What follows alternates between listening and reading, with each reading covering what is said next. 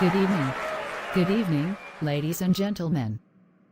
On your behalf, allow me to welcome our guest, Professor Pollock, who will talk about translation training and other issues. In fact, this is the first episode. It is brought to you under the title Rules of Translation. Our guest is a translator, interpreter and professor of translation studies at XYZ University. With over 15 years of experience, Professor Pollock has authored many books on translation. This is in addition to dozens of books that he translated between Arabic and English. He has also trained translators over the past 10 years. Welcome to you, Professor Pollock, and thank you for being our guest tonight. Thank you very much, Gina. The pleasure is mine. You look too young to be a professor. Well, you have to ask the producer. He wants to challenge the misconception that professors are usually geniuses almost walking on a wheelchair.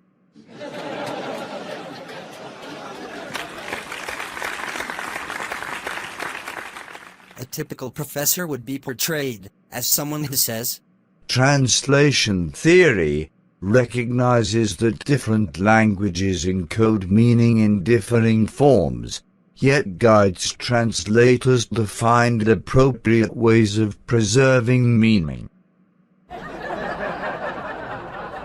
Anyways, translation has become part of me, and I am willing to share some of my thoughts with you, as well as with your esteemed viewers. So, first things first.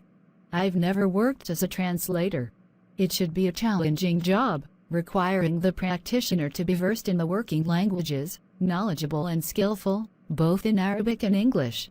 I could hardly understand how a translator can have a vast body of knowledge, concepts, words, and idioms right at their fingertips. Quite.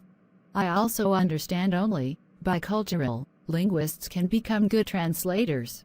But, to begin with, I have a question that many people like me usually ask. What are the rules of translation? Well, this is indeed the most single question that I most encounter in my career, both as a translator and as an instructor. And the answer is very tricky. Sometimes, you can say there are fixed rules. At other times, the rules are not very clear. That makes the difference between translation as a product and an art, and translating as a science and a process. Isn't translation pretty the same as translating? Similar, but not the same. Obviously, they both relate to an agent who deals the translation, that is the translator. Translating begs the question of how a translator renders his work. Translation, on the other hand, is the final product, which is subject to judgmental and empirical assessment. Then, why do people insist on asking about rules? The answer is, in fact, quite obvious. Humans are affected by mainstream science. We, as humans, are heavily influenced by the scientific dogma of do this and don't do that. Students are, therefore, tempted to ask the same questions along the lines of, do we always put the subject before the verb in translation? Is there any rule that we must follow when translating literature? Those questions are legitimate indeed, but I find that people often ask them in the wrong context and under the wrong conditions. I'm sorry, I don't follow you.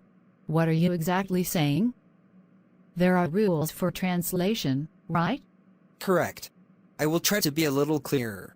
Before you translate an article for a newspaper, you should consider the audience of that news outlet, as well as the intention of the editor.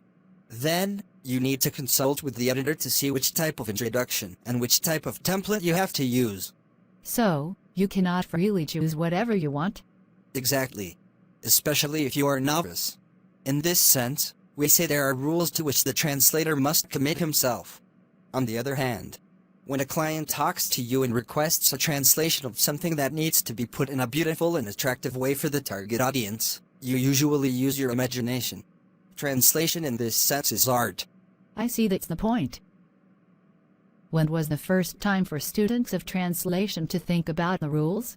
This is a centuries-old question, but to explain the point, I may refer to the example of simultaneous interpreting, as a branch of the overall discipline. Until almost the end of the 20th century, the training of interpreters had followed the master-novice model. This means that there is a professional interpreter who passes on the knowledge, as well as the skills, to a learning novice. Not all researchers were happy with that approach.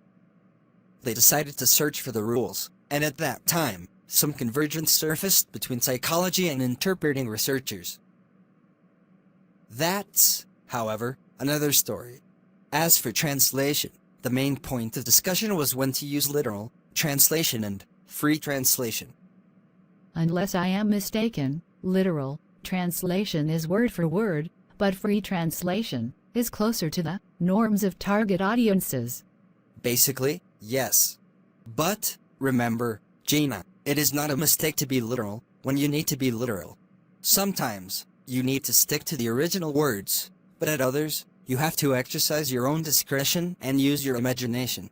Professor Pollack, thank you so much for giving us some information about translation rules.